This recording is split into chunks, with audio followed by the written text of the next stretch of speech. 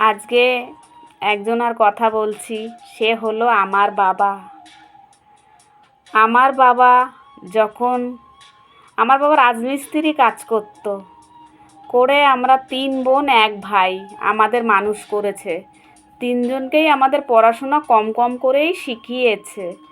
তা আমার বাবা যেই চলে গেল আমাদের আর পড়াশোনা হলো না, মা উঠে আর পারল না। ওই কোনো রকম নাম ঠাম সই করতে পারি, তুদলিয়ে পড়তে পারি, ওইটাই। বলতে তো কোনো কষ্ট নেই, যেটা সত্যি সেটাই। আমার বাবা ওই একটা লুঙ্গি পরতো, একটা গামছা ঘাড়ে নিত, আর এত জামা কাপড় থাকতো। আমার বাবা যে জামাটা পছন্দ করতো সেইটা পরেই কাজে যেত। জামাটা না এখান থেকে ফেঁসে গেছে, রং জ্বলে গেছে, তবুও ওটা পরতো। আর মাথায় কী দিত জানো? সর্ষের তেল দিত।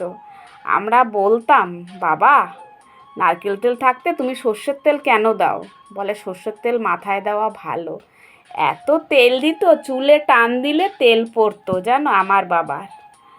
তা আমার বাবার কথা আমরা যত বলবো তত শেষ হবে না।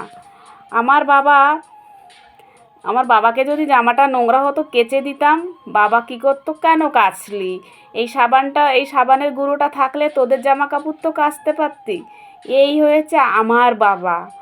আজকে আমাদের বাবা আমাদের মাঝে নেই, আমাদের সংসারে প্রচুর কষ্ট। কিন্তু আমাদের 3 বোনের বিয়ে হয়ে গেছে, আমার ভাইটার নার্ভের প্রবলেম।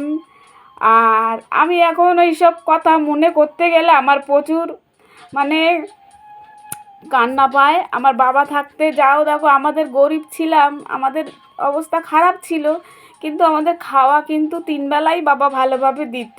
ঠিক আছে বন্ধুরা।